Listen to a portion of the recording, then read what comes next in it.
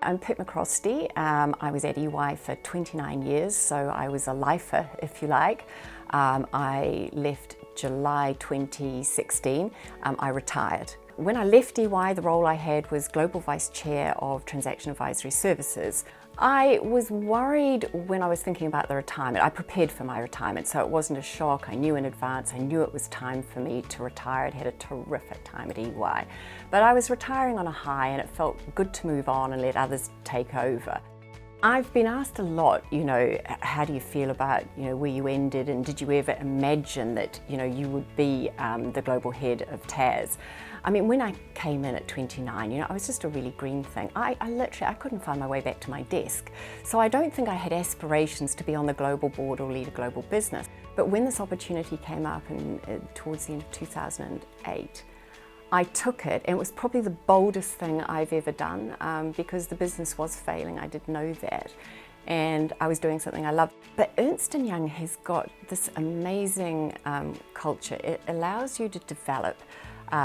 You can develop at your own pace. It's got people that you can talk to. There's so much variety there that if you start to get interested in things, you can move into that field. So it was a very challenging but a huge opportunity to be able to come in and say, right, what should we do with the business to turn it around?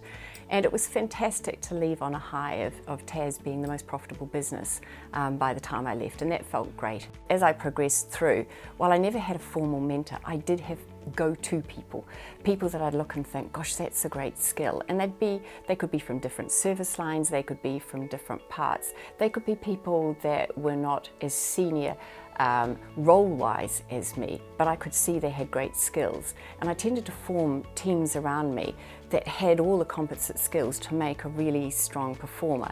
And that worked really well for me. Do I think formal mentorship is important? I really do. I think it's important regardless of gender, regardless of any background. I think it's a really good way to make you focus on your career. And so something that I really believe in and I'm doing quite a lot of now. The alumni network is something that interests me hugely. They were terrific and they connected with me before I retired, and they were very warm and really helpful, and I just liked them immensely actually, and I thought this is a great thing for the firm to have. So good to stay connected once you're retired. I still draw on EY a reasonable amount. Most of it is the friendship side, the relationship side, etc.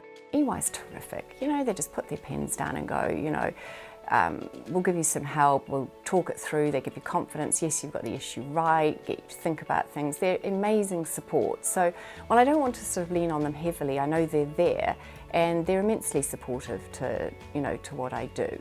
We talk about the EY family, but there is a real truth in that everybody is looking after you and helping you to the next stage. If you ask for help, it's there. So for me, the relationships they've been quite simply the reason I stayed for 29 years, because I was so happy.